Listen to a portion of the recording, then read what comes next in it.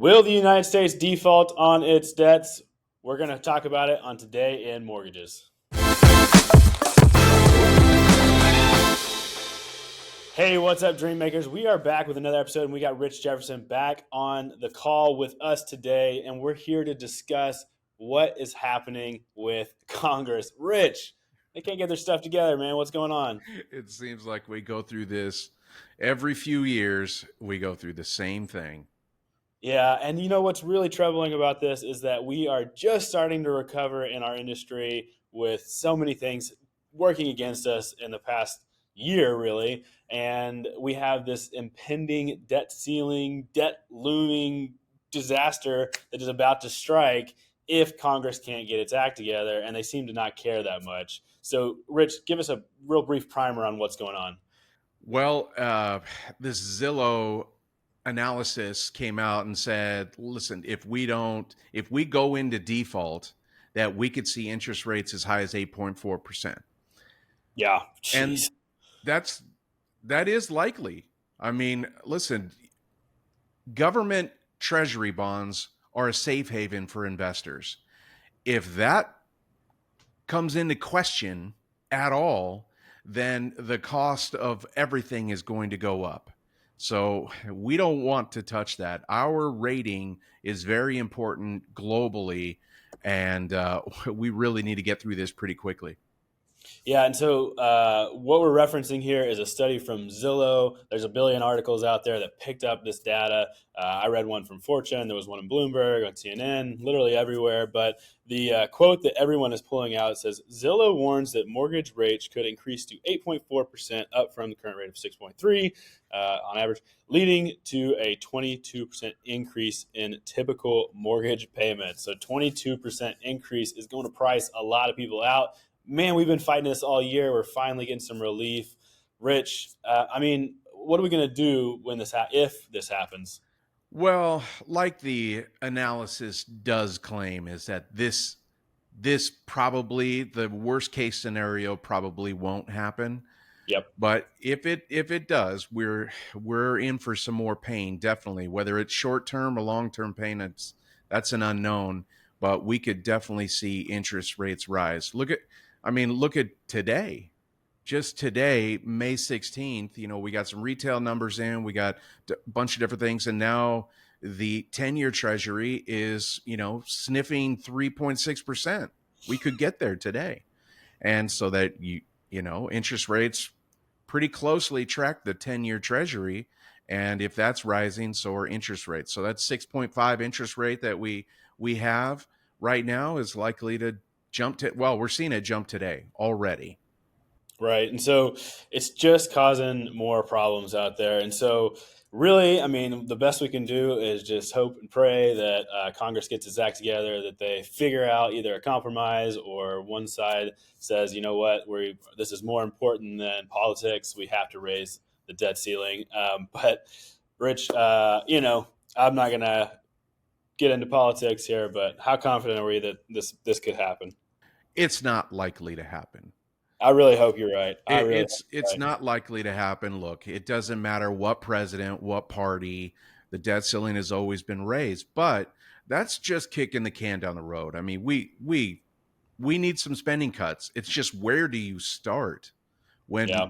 80% of all spending is necessary spending? They want to cut out some of that. Actually, it's actually more than 80%, but they want to cut out that discretional spending, or a big portion of it. So that needs to be addressed. And it doesn't matter what party's in control. It's just the party in control it generally wants to fight it.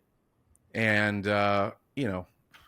we'll see what it brings. But we always, no matter what party, what president, the debt ceiling gets raised after a bunch of posturing and nonsense. Yeah, Rich, it's definitely always the other team's fault. So I Yeah, know for I sure. personally, I'm trying not to worry about this, but I definitely have some things that we're putting on hold until after the beginning of June to see if our dollar's worth anything. But I wanted to ask you if people are out there like me, they're maybe putting some things on hold, if people are out there like me, they're putting some things on the sideline as far as spending goes, and maybe they're putting their home purchase on the sideline.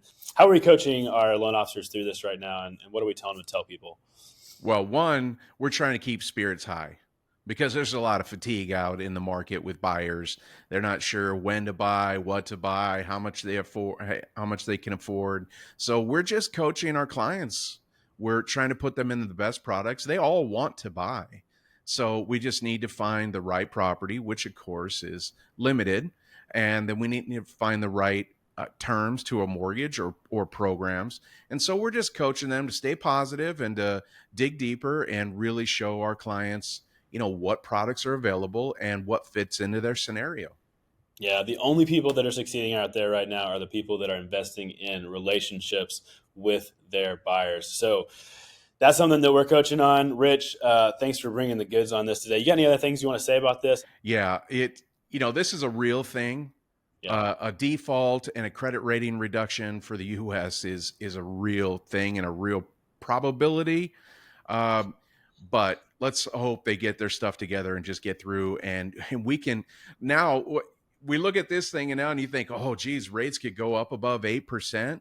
That makes 6.5 feel a lot better. So while it's not 3.5, it's 6.5, which is, over the last 30, 40 years, that's still below the average. So 6.5 interest rate, if it would just stay, we would all feel a lot more comfortable and the market would adjust to it. But with all of this nonsense going on and people, more things to worry about, more things to, duck and cover for, it just doesn't help the mental part of buying a home when you got all these little things to worry about.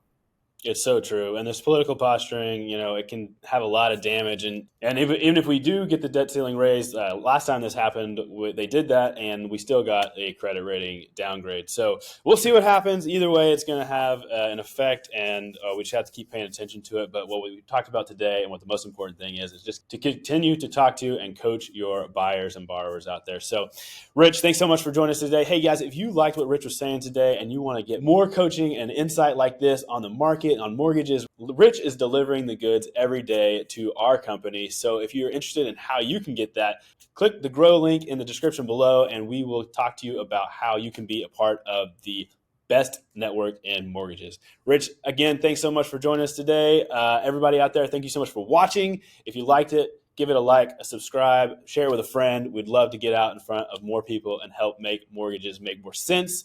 Thanks so much again. We'll see you next time on Today in Mortgages.